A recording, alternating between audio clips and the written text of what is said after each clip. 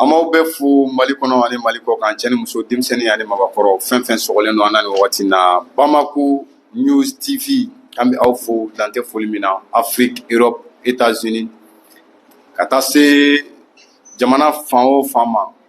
an bɛ aw bɛɛ fo dan tɛ foli min na. Balimaw, aw bisimila an ka jamukan kɛnɛ kan, jamukan min n'an ko a ma ko Don Kibaru.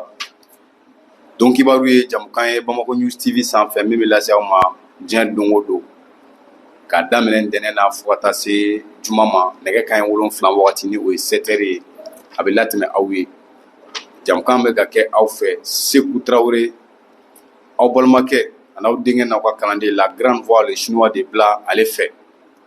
Aw bisimila an ka kɛnɛ kan, an bɛ aw yɛrɛ fo. Aw minnu bɛ k'an suit, aw minnu bɛ jamukan in kanu k'a partager ka j'aime t'a kan, aw minnu b'a hakilinaw bila commentaire la, an bɛ aw bɛɛ fo dan tɛ foli min na, aw bisimila. Balimaw, ni an sigilen ye an ka kɛnɛ kan bi kokura, an bɛna kuma babu damadɔ kan ni Ala ka diɲɛ ye. O dɔ bɛ tali kɛ jumɛn na? Balimaw, Haut Conseil Islamique du Mali a ɲɛmaa sigi a sera ka ban. A samasamaliw barika bonyanen don cɛbɔw ni ɲɔgɔn cɛ. An b'an da don o la, an b'a walawala. N'o tɛmɛna ka bɔ yen, CDR ni o ye Arasuba Cale ka mɔgɔw ye, olu ye meeting dɔ kɛ ka bɛn ni samedi ye, sibiri. Kɛnɛ in kan u y'u ka dɛmɛɲɔgɔnya ta ka ɲɛsin Arasuba ci ma ani Rose vie chère. Ko an bɛna an da don o fana na ka walawala jamukan kɔnɔna na. N'o tɛmɛna ka bɔ yen, kalanta n'o kɛra bi gɛlɛya dɔw bɛ yen ka d'a kan kalanta ma se ka kɛ yɔrɔ bɛɛ. O balikun kɛra minnu ye, an bɛna an da don o fana na ka dɔ fɔ o la. Balimaw, nin de ye an sigikan ye bi, an bɛ aw fo dan tɛ foli min na, a sɔgɔlen ka to an na sanga n'a ka waati. Badenw, yanni an ka don jamukan kɔnɔ, an bɛ fɔlɔ ka masa Jalaki Bali fo, diɲɛ hinɛ labɔlen tigi ani lahara hinɛ kɛrɛnkɛrɛnnen tigi. Ala min y'a dabɔ n'ale b'a laban. Jinɛ ni mɔgɔ ani baganw bɛɛ daba masa Jabaru, an bɛ a fo kɛnɛ kan ka tila k'a deli an ka kɛnɛ sigila hɛrɛ la, masa in ka kɛnɛ in a ka wuli hɛrɛ la. N'an ye Ala fo, an bangebaw an b'olu fo, cɛman ni musoman minnu taw t'u kɔrɔ k'a sababuya kɛ fatulu ye, an bɛ dugawu kɛ Ala ka badabada dali nɔgɔya olu ye. Olu y'an kɔn kiti min na, Ala k'o nɔgɔya yanni an yɛrɛ ta don cɛ. Minnu n'u taw bɛ ɲɔgɔn kan, an bɛ dugawu kɛ halisa Ala ka u ɲɛ mɛn u bangebaw la, Ala ka sijan d'u ma, ka kɛnɛya d'u ma. Bangebaa ninnu ta fanga, Ala ka o don u bɛɛ lajɛlen na. An b'o dugawu kɛ. N'an bɔra yen balimaw, an ka jamana ɲɛmaaw an b'u fo. An b'an ka faamaw fo. Le président de la transition générale Assimi Goïta a n'a ka cɛdenw, an b'u bɛɛ fo dan tɛ foli min na. Ka d'a kan n'i y'a mɛn ko n tɔgɔ fila gɔngɔ duru sen fila de bɛ duguma, olu minnu filɛ nin ye, olu de wulilen bɛ k'u jɔ jamana ka lakana bɛ se ka sabati cogo min na, jamana jɔlen bɛ se ka to cogo min na, an bɛ se ka kisi juguw tɔɔrɔ ma cogo min na. Donc o la o ti ɲɛ n'an ma olu fo dan tɛ foli min na. Balimaw, aw bisimila, an bɛ don kunnafoni kɔnɔ. Balimaw, an b'a daminɛ ni min ye, o de ye diɲɛ selekina ni kunnafoni. An bɛ taa Guinée équatoriale. Balimaw, kabako ko belebele dɔ kɛra Guinée équatoriale, an b'o kɛ an donkan ye bi. Ka d'a kan nin ye kabakow ye, ni ɲɔgɔnnaw kɛ man di ka caya. Mɔgɔw yɛrɛ tulo bɛ fama ka nin kuma suguw mɛn, kabako don. Guinée équatoriale fanga ɲɛmaaw kɛrɛnkɛrɛnna kiiritigɛlaw u ye tɛgɛ da kamalen dɔ kan. Kamalen min n'a tɔgɔ ye ko Balthazar. Balthazar nafolotigiba don Guinée équatoriale jamana kɔnɔna na. Sɔrɔ bosobaga belebele don, waritigi den don, wa wari caman bɛ a yɛrɛ kunna. Nka kiiritigilamɔgɔw kɔni olu ye tɛgɛ da kamalen kan ni o ye Balthazar ye. Balthazar a minɛna k'a sababuya kɛ yuruguyurugu wale dɔw ye,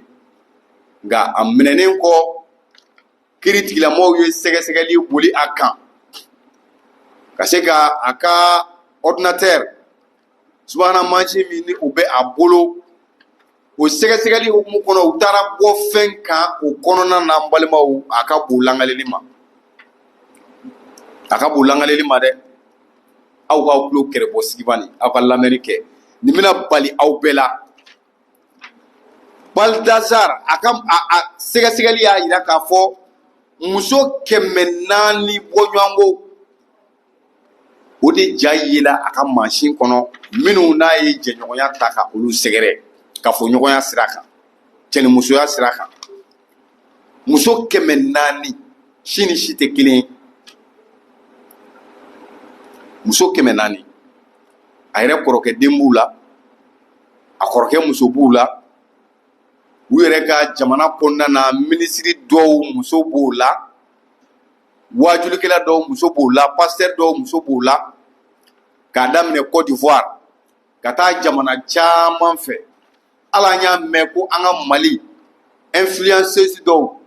k'olu fana tɔgɔ bɛ a la olu ja yira a ko in na a bɛɛ faralen ɲɔgɔn kan muso 400 ani kɔ o de yira fɔlɔ a ye jɛɲɔgɔnya ta ka minnu sɛgɛrɛ wa a bɛɛ filmelen b'a kunna a bɛɛ ja de b'a kunna n balimaw ni an kan kamana na dɛ mɔgɔninfin kelen muso 400 o jɛɲɔgɔnya de bɛ e n'olu ni ɲɔgɔn cɛ wa min yɛrɛ ye ko in dabaliban yɔrɔ ye k'a fɔ ko parce que an bɛ ɲininkali kɛ muso minnu ye nin kɛ mun de y'u bila a la mun b'u bila a la parce que dabaliban don généralement musow bɛ nin kɛ ka da fɛn min kan a caman bɛ yen i b'a sɔrɔ nafoloko don nka mɔgɔ dɔw yelen bɛ a ko la olu yɛrɛ ni cɛ bɛɛ bɛ taa ɲɔgɔn na nafoloko la olu taar'u yɛrɛ sɔrɔ yen cogo di donc vraiment ko in kɔni bɛ kiiri tigilamɔgɔw ka bolo kan u ye sɛgɛsɛgɛliw la cogo min na n'a y'a sɔrɔ a binn'u kan de walima ko kɛra cogo min na walima a tun ye dɔrɔgu de d'u ma wa ko kɔni kɛra cogo min na ka se k'o ɲɛɲini k'a ɲɛ dɔn ka sɔrɔ k'a fɔ jama ye o tuma nin waati in na o ko de bɛ Guinée équatoriale jamana kɔnɔna na an bɛ dugawu kɛ ala k'a ko ni sababa bɛn n badenw n'an bɔra yen an bɛ taa Burkina Faso nin waati in na nisɔndiya belebele bɛ Burkina Faso jamanadenw na k'a sababuya kɛ jumɛn ye fɛn min ye pinɛ dilan usine dɔ o dayɛlɛlen bɛ u fɛ yen kɛrɛnkɛrɛnna Burkina capitale économique ni o ye Bobo Dioulasso ye pinɛ dilan usine a bɛ yen de wa jateminɛ bɛɛ y'a jira k'a fɔ usine in bɛ ka baara kɛ fo ka se a dan na sabula a bɛ ka kɛ sababu ye ka gɛlɛya caman bɔ Burkina Faso jamanadenw na bolimafɛnko ta fanfɛla la ka d'a kan usine in a bɛ pinɛw de dilan ani chambrières o n'a ɲɔgɔn fɛn caman a b'olu de dilan donc vraiment an bɛ duwawuba kɛ IBE a n'a ka mɔgɔw ye halisa baara tɔ ta fanga ala ka o di u ma n badenw n'an bɔra yen an bɛna an yɛrɛ ka jamana kɔnɔ ka bɛn bi ma ntɛnɛn n'o bɛnna novembre kalo tile 4 ma san 2024 walanta o daminɛna anw ka jamana kɔnɔ bi denmisɛnninw wulila u bɛ ka taa kalanyɔrɔw la an y'a ye Mali fan caman fɛ kalanta a kɛra i n'a fɔ a kun fɔra cogo min na a baaraw bɛ sen na u bɛ ka se k'a kɛ i n'a fɔ a kun fɔra cogo min na nka gɛlɛya dɔw bɛ yen halisa ka d'a kan yɔrɔ dɔw bɛ yen hali nin yɔrɔ in na kalanta a ma se ka kɛ o yɔrɔ kofɔlen ninnu na o dɔ ye kangaba ye kangabakaw nin waati in na olu kɔni ka walan a ma se ka taa ka d'a kan so kɛra sababu ye ka ji kɛra sababu ye ka maa minnu ka so bin ni o ye san ka cɛnni jugu ye nin waati in na olu yɛlɛmanen don kalanso kɔnɔna na donc a fɔra ko ka yɔrɔ bila hali n'a y'a sɔrɔ minisiri y'a fɔ nka ninnu u ma se ka taga yɔrɔw sɔrɔ u bɛ taa yɔrɔ min na ka t'u ɲama dogo ye donc olu bɛ kalansow kɔnɔ halisa o de kɛra sababu ye kalanta a ɲɛ ma se ka sɔrɔ kangabakaw fɛ halisa an ye min mɛn ko nɔgɔ t'a la o ye yen nka yɔrɔ caman wɛrɛw bɛ yen minnu ta fana ma se ka sabati halisa a ma se ka kɛ yɔrɔ bɛɛ la donc halisa an bɛ jamana ɲɛmɔgɔw wele o yɔrɔ kelen-kelenni minnu bɛ yen u ka se ka wulikajɔw sabati ka se o yɔrɔ ninnu na kalan bɛ se ka sabati a bɛɛ la cogo min na o welekan an b'o bila ka ɲɛsin an ka jamana ɲɛmɔgɔw ma balimaw n'an bɔra yen an bɛ don kunnafoni kɔnɔ Haut Conseil islamique du Mali ale ɲɛma fɔlen baaraw bɛ sen na o de hukumu kɔnɔna na u ye lajɛ belebele dɔ kɛ jɔkun tɛmɛnen cogo min na ɲinɛ ta a baara kan ka kɛ cogo min na ka se ka ɲɛfɔliw kɛ o la o kuma Haut Conseil islamique du Mali a ma ɲɛma sigi an bɛ se k'a fɔ an n'a cɛ tɔ man jan tile 2 in na an bɛna yeli kɛ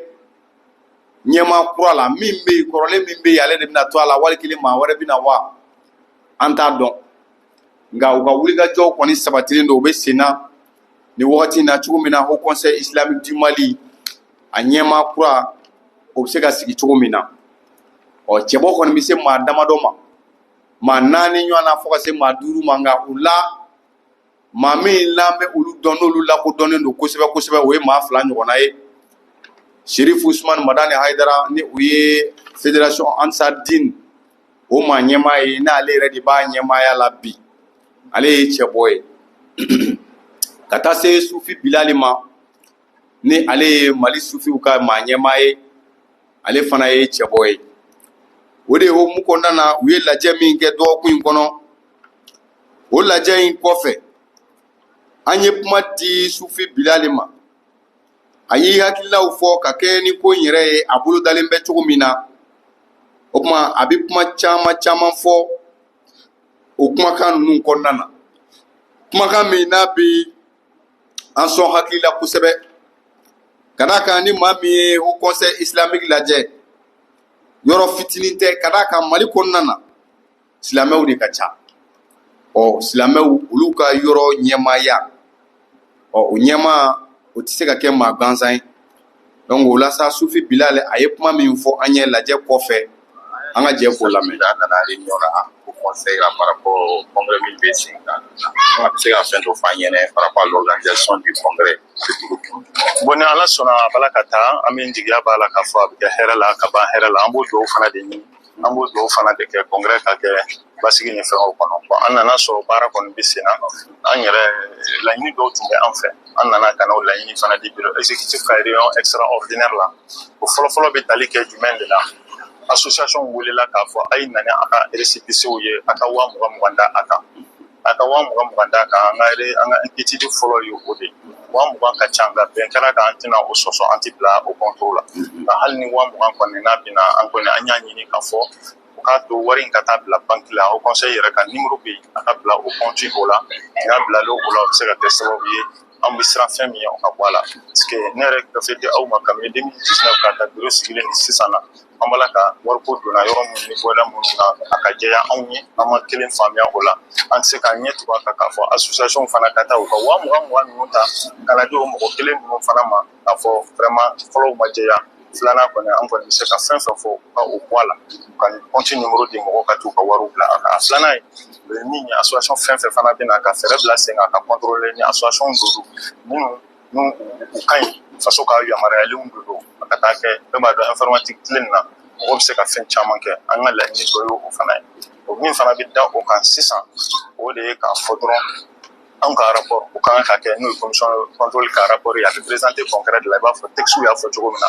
an ye lettre dɔ ci o lettre in filɛ nin ye nin yɔrɔnin na a lettre in cira a sera bureau ma au conseil islamique la le 12 mois 2024 a lettre in bɛ laɲini dɔw de kɛ o laɲini in yɛrɛ filɛ aw bolo ne k'olu de ka jaabi n'olu jaabira n bɛ sɔrɔ ka n ka fɛn min kɛ n bɛ n ka rapport kɛ o kan ka sɔrɔ k'o di yan'an ka bɔ nin kuma in bɛɛ la n'i y'a mɛn i bɛ bureau fɛn fɛn évaluer a bɛ fɔ fɛn dɔ ma ko rapport général du congrès 2019 kana bila a ma deli ka ye a bɛ fɔ dɔ la ko le plan d'activité générale qu'on appelle le plan quinquennal k'a ta bureau bɔli fo sisan an kan ka bureau évaluer o de kan an ma kelen ye o fana na donc a bɛ kɛ min na se ka dɔn fo k'a sɔrɔ o de ka kɛ donc o la an y'a fɔ an ka kumaw fana na mandat kɛra saba a kɛra 10 ye a kɛra 70 ye sama ne t'a la ni fɔlɔ nin kɛra ka ɲɛ dɔrɔn kan ka tapi mɔgɔ yɛrɛ de bɛ tapi gosi da ɲɛ dɔrɔn ka t'i sigi o kan an b'a faamuya n'o de ye a ma se sama ne yɛrɛ ma donc c'est ce que je disais en français un deuxième mandat ça doit être sur un tapis rouge si le travail est bien fait. Ne yɛlɛ Hayiseku Sufi Bilal bureau min ka mandat bannen filɛ parce que statut kɔnɔna na fosi tɛ yen k'a fɔ ko nin bɛ yen an bɛ dans un cadre exceptionnel ce n'est pas un cadre statutaire an filɛ bureau min kɔnɔ cadre exceptionnel de don n'o tɛ an tɛ sariya foyi kɔnɔ min b'an yamaruya ni ko conseil yɛrɛ ye an y'a bureau kɔrɔ min bannen filɛ an y'o membre hali ni bureau banna hali ni bureau bɛɛ banna minnu ye responsabilité bɛɛ la responsabilité peut engager nous par rapport au bilan. Donc, le temps reste au rapport au bilan. Donc, le bureau panitique. Donc, on conserve nos postes pour le bilan et les rapports parce que nous sommes comptables avec femmes. Donc, c'est le président du contrôle national du Haut Conseil islamique du Mali. Je suis le président national du contrôle du bureau au Conseil islamique du Mali.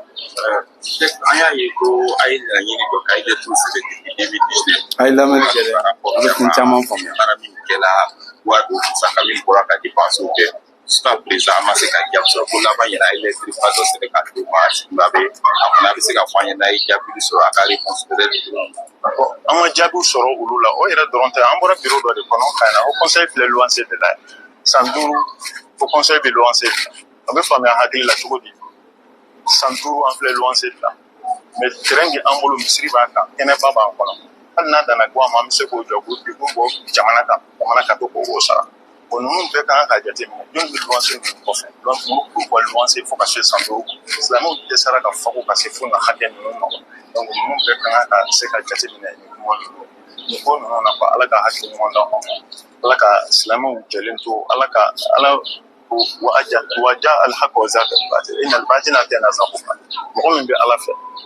i tile ala ma mɔgɔ min tɛ ala fɛ k'i tile ala ma mɔgɔ min bɛ ɲɛtaga fɛ tiɲɛ baara kɛ la vérité elle est électrique celui ou celle qui s'attaque à elle sera forcément électrocuté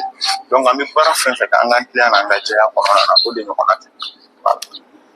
D'accord. Balimaw ni tun ye Sufi Bilal ale mankan ye Mali Sufiw ka ɲɛmaa don ale fana ye cɛbɔ ye Haut Conseil islamique ɲɛmaaya la cɛbɔ don an bɛ se k'a fɔ olu fila de bɛ sanfɛ kosɛbɛ minnu dɔnnen don Serifukɛ ni o ye Hayidara ye ani Sufi Bilal yɛrɛ bon a ye kuma min fɔ an ye faamuyali caman kɛ nin na mais fɛn dɔ bɛ yen a b'a to an b'o faamuya a ka kuma kɔnɔ parce que ale yɛrɛ ka ye la Haut Conseil islamique ɲɛmaa min bɛ yen sisan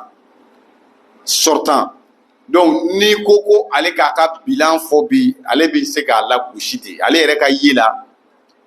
baara caman bɛ yen majɛ belebele de ye la a ka baara la ne o ye Sherifu Usumani Madani Hayidara ye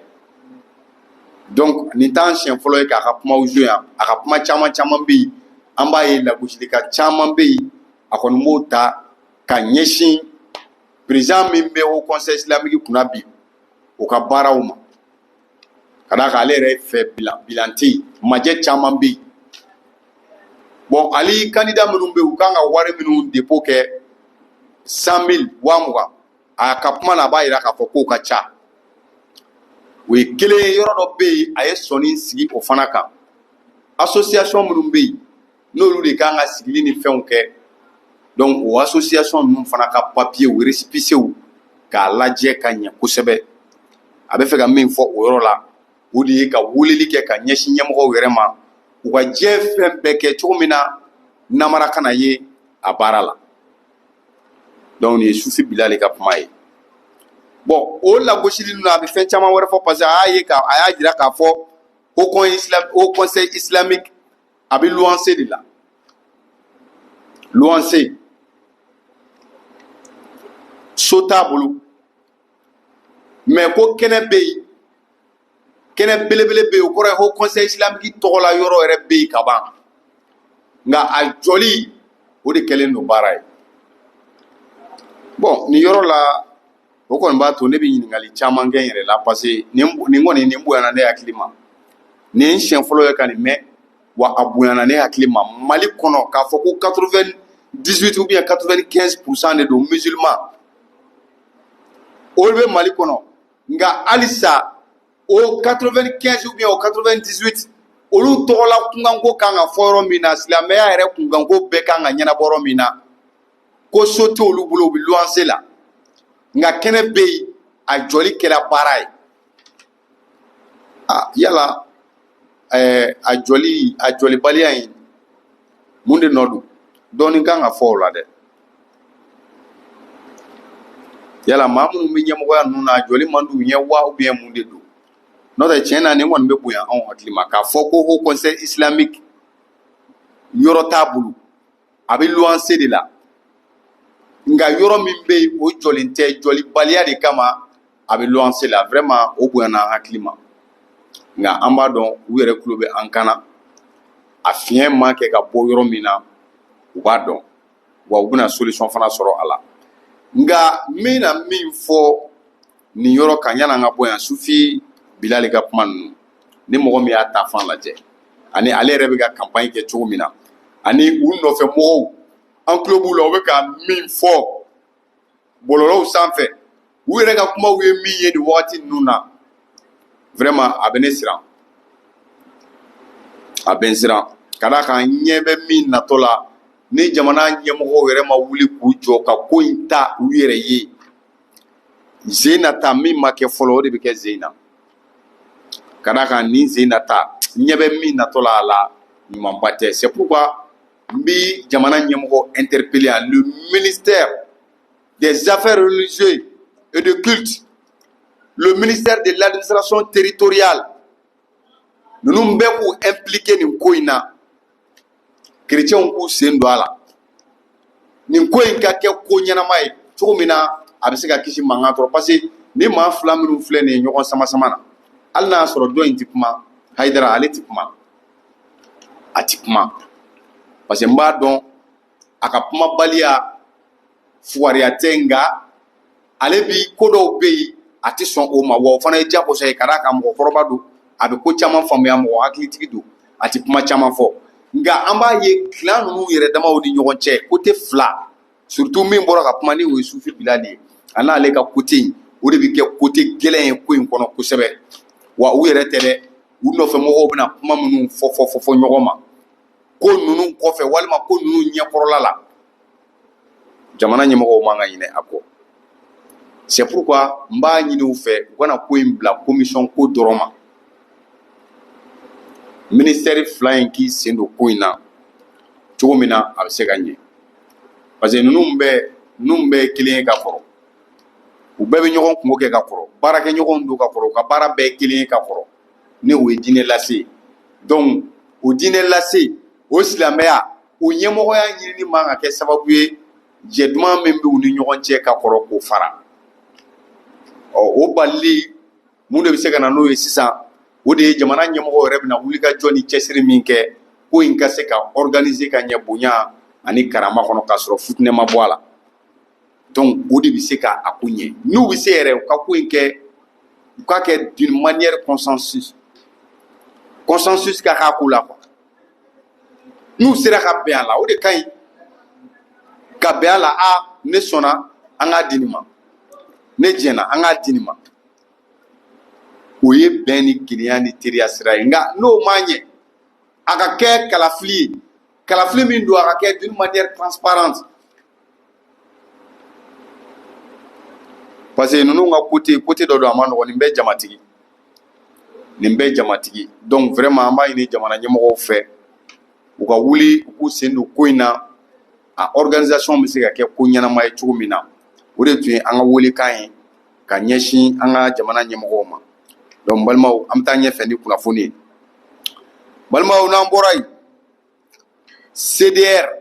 ni o ye Rasbach ale ka tɔn ye nin waati na u diminen don jamana ɲɛmɔgɔw kɔrɔ sabula olu yɛrɛ ka ye la u muɲuna ka muɲu a tɛ ka nafa ɲɛ u ye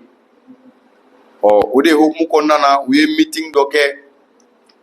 ka bɛn sibiri ma samedi tɛmɛnen meeting in dabɔkun kun tɛ dɔwɛrɛ ye ka bɔ halisa u hakilila ye min ye ka se k'o fɔ jamana ko la ani tɔɔrɔ min bɛ u yɛrɛ ka nin waati in na ka se ka u da don a la k'a walawala n'o dɔ bɛ tali kɛ u ka gidi u ka kuma lasela ni o ye Rasbachi ale bɛ kaso la ka bɔ waati jan a bilabaliya o kɛlen don k'u tɔɔrɔ kosɛbɛ o de la u ye wele bila u teriw n'u sinjiw n'u kanubagaw ma u ka jɛ ka kuma cogo min na u ka laɲini ninnu ye min ye a bɛ se ka sabati o kɛnɛ in kan mɔgɔba caman tun bɛ yen i n'a fɔ Musa Mara ni ale ye premier ministre kɔrɔ ye a tun bɛ kɛnɛ in kan a taara a ye kuma ta a ye kuma caman caman fɔ an bɛna a latɛmɛ aw ye o kɛnɛ in kan an ye kuma di CDR musolaka dɔ ma ale fana kumana a ye min fɔ an ɲɛna an ka jɛ an k'o lamɛn balimaw. Ka min ɲini jamana ɲɛmɔgɔw fɛ Arasa ka hakilina a bɛ se ka kɛ Arasa man di mɔgɔ dɔ ye mais k'a fɔ ko Arasa tɛ tiɲɛ fɔ ayi a y'a hakilina de fɔ ni hakilina fɔra a bɛ se ka kɛ a bɛ digi dɔw la a bɛ dɔw man dimi a bɛ taa bɔ dɔw joli kan mais ne bolo jamana ka bon fɛn bɛɛ ye yan'an k'a fɔ k'an bɛ to ninnu kɔnɔ et puis maliyɛn bari ne yɛrɛ siranna maliyɛn de surtout jeunesse maliyɛn jeunesse surtout ne bɛ wele bila maliyɛn jeunesse de ma maliyɛn jeunesse maliyɛn juguyara kojugu maliyɛn de tɛ ɲɔgɔn ka hɛrɛ fɛ ni maliyɛn de ye k'i bɛ hɛrɛ la a b'a fɔ ko munna e bɛ hɛrɛ la i ka sa ka bɔ hɛrɛ la o de ka d'a ye donc ne bɛ dugawu min kɛ n b'a ɲini Ala fɛ k'a ɲini ɲɛmɔgɔw fɛ Arasta Tata Uros les 11 détenus politiques u ka nin bɛɛ bila bɛɛ ka tika so Mali mago b'a den bɛɛ la minnu bɛ kɔfɛ n'u bɛ exil la jamana tɛ se ka don jamanaden kɔfɛ fɛn min dugu wɛrɛ tɛ anw bolo fɛn min jamana wɛrɛ t'anw bolo ni Mali tɛ an bɛ taa yɔrɔ jumɛn n'an taara yɔrɔ yɔrɔ an ye dunan de ye liberté ka di dɛ ɲɛmɔgɔw an bɛ segin k'a ɲini u fɛ an b'a ɲini u fɛ u ka Mali lajɛ ka Mali ta ka bila fɛn bɛɛ sanfɛ an bɛɛ ka Mali ta ka Mali bila fɛn bɛɛ sanfɛ Tata Uros ye min fɔ n'a bɛ kaso la bi ne hakili la ɲɛdimi tɛ bilen kɔnɔdimi tɛ bilen ni ɲɛdimi ye parce que bɛɛ de ɲɛ b'a la bi an bɛɛ ɲɛ b'a la Mali bɛ cogo min bɛɛ ɲɛ b'a la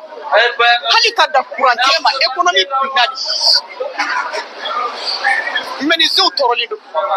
jɛgɛ feerelaw tɔɔrɔlen soudeurs tɔɔrɔlen hali anw yɛrɛ minnu bɛ si dibi la anw tɔɔrɔlen don mais a bɛ kɛ mɔgɔw fana ɲɛna ko Mali dan ye Bamako dama ye ayi Mali dan tɛ Bamako ye koyi il faut k'an k'o de bila an kunna Mali bɛ yen nord bɛ yen centre bɛ yen yɔrɔ bɛɛ de ka kalan an bɛ si so kɔnɔ bi mais minnu bɛ yen n'olu ka dugu bɛ ka wuli à longueur de journée olu bɛ cogo di an ka miiri olu la bayi ne bɛ min ɲini maliyɛnw fɛ maliyɛn jeunesse surtout maliyɛn jeunesse ko ye anw de ta ye ko san bɛ tigɛ k'a tɔ to mɔmi anw de sifinnakaw ye bi anw de kan ka wuli ka jamana in na jamana in mago b'an na dɛ jamana mago b'a den bɛɛ la an bɛ dugawu kɛ Ala ka Arasta ɲuman bɔ ka Uros ɲuman bɔ les 11 détenus politiques an bɛ dugawu kɛ Ala k'u bɛɛ ɲuman bɔ u k'u ka denbaya sɔrɔ jamana fama o fama k'e tɛ critiquer wallahi komi mara y'a fɔ cogo min na excuse moi komi mara y'a fɔ cogo min na o hinɛ kan ka o fanga kan hinɛ kan ka mɔgɔ minɛ min bɛ duguma an minnu bɛ duguma an ka kumaw lamɛn minnu bɛ sigi n'u bɛ forfait ta ka t'u sigi écran kɔfɛ ça va mais olu si tɛ yan u tɛ Mali kɔnɔ yan olu bɛ kɔfɛ olu courant tɛ tigɛ olu la yen ji tɛ tigɛ olu la yen foyi man gɛrɛ olu la yen aw ko minnu ko ko a ba la France olu filɛ sigilen France a ye na Mali kɔnɔ an bɛɛ k'a kɛ ɲɔgɔn fɛ an kɔni bɛ a ka kalan an bɛ Mali la parce que faso wɛrɛ t'anw bolo foyi t'an bolo nationalité fila tɛ na de kelen je suis malien n ko la malien an bɛ sa malienya la donc an bɛ min ɲini jamana ɲɛmɔgɔw fɛ jeli tɛ suma nɛn kan dɛ n'i y'a mɛn réconciliation jamanaden bɛɛ ka jɛ k'a tɛgɛ di ɲɔgɔn ma minnu bɛ prison na u ka bɔ minnu yɛrɛ bɛ kɔfɛ n'u tagara exil la bɛɛ ka na an ka jɛ ka jamana in baara ɲɔgɔn fɛ jamana tɔw bɛ ka avancer anw fana ka fɛɛrɛ kɛ an ka dusu ta an ka jamana la avancer o de tun bɛ ne fɛ wulada in na ka fɔ vraiment libérer Rasbachi libérer Uros. D'accord o faamuna donc Musa Mara fana tun bɛ kɛnɛ in kan badenw Musa Mara ye min fɔ an ka dɔ lamɛn o fana na. Mais experts en Nigeria, on va dire mais Musa Mara kumakan ale tun bɛ kɛnɛ in kan. ale ka kɛnɛ o kɛnɛ n'a bɛ bila sen kan ko n'an t'a kalama ou bien n'an tɛ se ka na an bɛ y'a kɛnɛ kan yɛlɛma ɲɛma ale yɛlɛma baarakɛbaa minnu bɛ kɛnɛ kan o kelen de fana bɛ a n'olu ɲɔgɔn cɛ depuis a bɛ Bamako yan fo ka taa Kulukoro an taara bɔ a la nin yɔrɔ ninnu bɛɛ la wa don n'a nataw la fɛnɛ inchallah an bɛ segin ka taa bɔ a la baara in bɛ mun kan fɛnɛ o ye maa o maa jamana in kɔnɔ ni i minɛnen don ka datugu ka da i hakilina kan a bɛɛ ka bila a bɛɛ ka bila ne delila k'a fɔ siɲɛ caman jamana kɔnɔdenw ka u hakilinata di jamana kɔnɔden dɔw ka sɔrɔ ka kiritiki kɛ a da ka di maa fɔlɔ min na o ye jamana ɲɛmaa de bawo maa si de tɛ se ka mara kɛ k'i bɛ jamana kɔnɔdenw hakilinata dɔn k'i bɛ baara kɛ jamana kɔnɔdenw bɛ nafa sɔrɔ la n'o y'a sɔrɔ i bɛ kiritiki kɛ n'o y'a sɔrɔ i bɛ baara kɛ jamana ɲɛmaa min kiritigi tɛ fɔ a ma kiritigi tɛ s'a ma o makari kan ka fɔ o de la an b'a ɲini jamana ɲɛmaaw fɛ halisa u ka jamana kɔnɔdenw k'a to u k'u hakilinata fɔ minnu minɛnen don u k'u bila an tɛ se ka maliyɛnw fara ɲɔgɔn kan cogoya si n'o y'a sɔrɔ dɔw datugulen don u hakilina kan c'est pas possible on peut pas avoir une unité nationale anw dun ka kuma bɛɛ an ko unité nationale aw yɛrɛ ɲɛ b'a la ko charte de réconciliation o baara ninnu bɛ se ka barika sɔrɔ cogoya ni bana kɛ dɔw datugulen don ka hakilina donc an b'a ɲini u fɛ halisa u ka segin u kɔ u ka jamana liberté d'expression et liberté d'opinion u ka garanti u ka sabati komi a sɛbɛnlen bɛ constitution kɔnɔ olu yɛrɛ min ye constitution in dilan k'a voté a sɛbɛnlen b'o kɔnɔ u ka baara kɛ ni a ka sabati olu ka intérêt b'o de la Mali ka intérêt b'o de la an bɛɛ ka intérêt b'o de la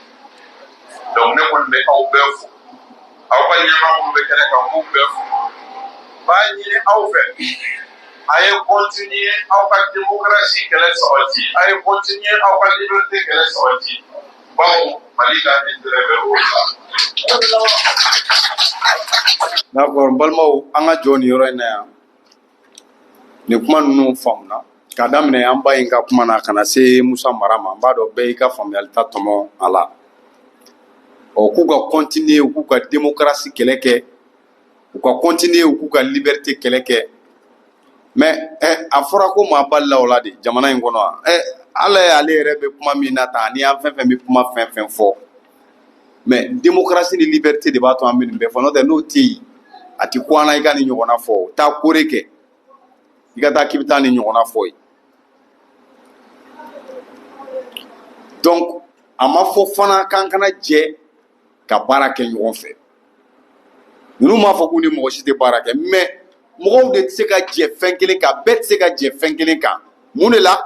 ka d'a kan dɔ wulilen don k'a jɔ ko fɔ ale k'a ɲɛ dɔ wulilen don k'a jɔ ko fɔ ale k'a tiɲɛ ni fila bɛ ɲɔgɔn minɛ cogo di olu ɲagami man di ɲɔgɔn na dɛ dɔ wulilen don k'a jɔ a bɛ soli ka wuli jamana jɔli kama nka dɔ fana wuli kun tɛ dɔwɛrɛ ka jamana ci k'a segin kɔ an bɛ ɲɔgɔn sɔrɔ kɛnɛ kelen kan cogo di an bɛ bɛn fɛn kelen kan cogo di o ma nɔgɔn mɔgɔw bɛɛ bɛ bɛn fɛn kelen dɔrɔn de kan diɲɛ kɔnɔ fɛn kelen dɔrɔn de bɛ yen bɛɛ bɛ bɛn fɛn min kan aw donnen kurun kɔnɔ ou bien aw bɛ bateau kɔnɔ aw filɛ baji camancɛ la yen kɔni bɛɛ hakilila ye an ɲuman ka ba tigɛ an ɲuman ka bɔ ji sanfɛ o ye bɛɛ hakilila ye mais à part ça mɔgɔw tɛ bɛn fɛn kelen kan dɛ ka d'a kan dɔw bɛ yen a ɲɛli man di olu ye donc an b'o fɔ nin yɔrɔ la nka nin kuma in na nin ka nin kuma yɔrɔ foli tɛ ka critique ta ka ɲɛsin Arasbachi ma ka d'a kan Arasbachi kanubaga jɔnjɔn ne yɛrɛ don nka n bɛ se ka kuma dɔ sɔn ji la nin yɔrɔ la nga anti nyero minga ka foko mo ballen de liberté ou bien ko démocratie nous sorasi nous mega mo bali oula. C'est là que je ne suis pas d'accord avec vous. Non, maçon o yoroma kada kan jamana jo amano one an tun bɛ ko caman kɔnɔ an tɛ se ka to o kɔnɔ an tɛ se ka continuer o kɔnɔ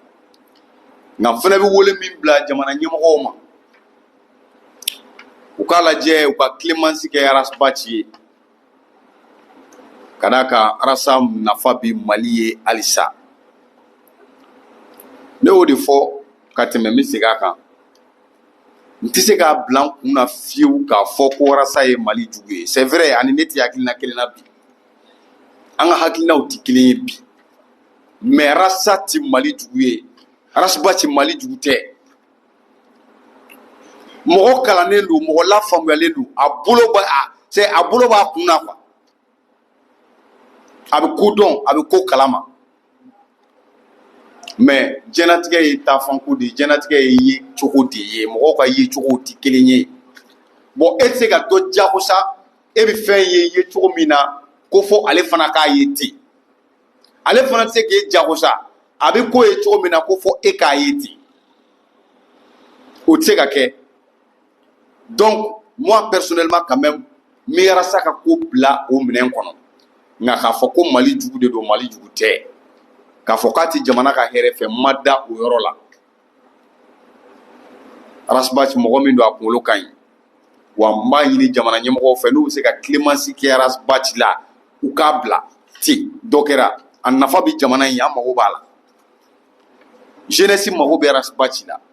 olu minnu yɛrɛ ye faamaw ye u mago b'a la a ka absence a man ɲi donc ni y'o fɔ ye n bɛ tila ka dugawu kɛ arasa ye halisa ala ka bɔli nɔgɔya a ye ala ka daɲuman don a ka ko la ala k'a ɲuman bɔ ka na an ɲuman sɔrɔ yan an ka jɛ an ka faso in baara ɲɔgɔn fɛ parce que nin ko cu nin ko ca nka nin bɛɛ hakilila ye fɛn kelen de ye o ye jumɛn ye jamana ka ɲɛtaga nka ale yɛrɛ fɛ jamana ka ɲɛtaga bɛ nin sira in na nin fɛ a t'o la nka a bɛ nin de la donc a ma nɔgɔn n'o tɛ arasa tɛ mali jugu ye a ye baarabaw kɛ jamana in kɔnɔ ka tɛmɛ waati dɔw la a kulela mɔgɔw m'a lamɛn nka kɔfɛ an y'an yɛrɛ ye o filiw kɔnɔ mais o dɔ de fana man se yan arasa ma mun fɔ i bɛ ka nali la mun de bɛ yen arasa ma min fɔ i bɛ ka deuxième mandat min n'a passera a la ni o de la coup d'état kɛra a la mun de bɛ yen arasa ma min fɔ maliyɛnw ye k'an ka n'a ta mun de bɛ yen a ma min fɔ mais o don an y'a kɛ mun ye an y'a traité k'a kɛ mun ye tɔgɔ bɛɛ fɔra ma o wagati tɔgɔ bɛɛ dara la o wagati mais an filɛ nin ye o dingɛ de kɔnɔ donc bi n'a ye kan wɛrɛ fɔ an ka faamuya k'a fɔ o y'a hakilila ye bi nka an kana fɔ k'an bɛ lagosilikan dɔw ta k'o bila a kan nka a bɛ se ka kɛ n'i y'a ye bɛɛ hakilila tigɛ kelen ani bɛɛ tɛ tugu mɔgɔ kɔ waati a bɛ se ka kɛ hali ale fana bɛ k'o min fɔ a bɛ fili la bi a bɛ se ka kɛ arasa bɛ fili la bi i n'a fɔ kunun anw fana filila cogo min na parce que i bɛ k'a ka deuxième mandat min n'an y'a ta k'a bila an kunna o de kɛra an ka fili ye nka o waati y'a sɔrɔ ale ɲɛ bɛ yeli la o arasa ɲɛ bɛ yeli la a y'a bɛɛ fɔ an ɲɛna a y'a bɛɛ fɔ k'a mɔgɔ tɛ yen a jigiya t'a ye a y'a bɛɛ fɔ quoi mais a ma lamɛn o don mais anw de tun bɛ fili la ale de tun bɛ tiɲɛ kan o don ɔ bi n'a yɛrɛ ye a yɛrɛ sɔrɔ nin cadre kɔnɔ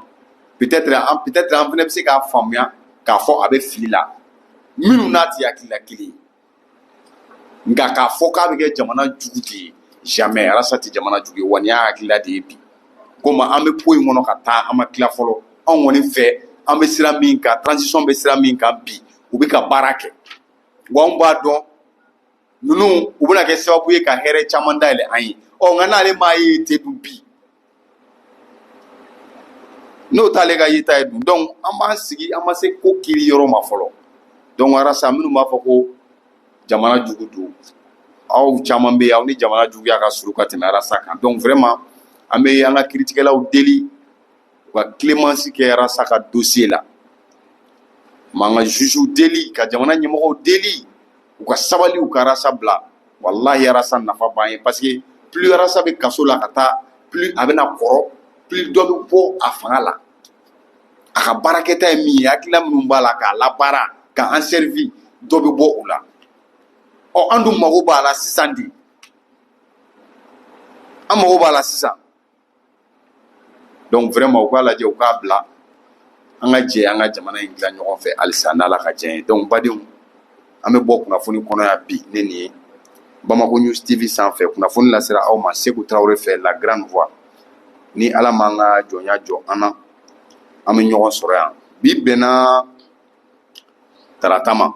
n'o bɛnna novembre kalo tile 5 ma san 2020 n'Ala sɔnna sini araba an bɛ ɲɔgɔn sɔrɔ yan nɛgɛ kanɲɛ 7 wagati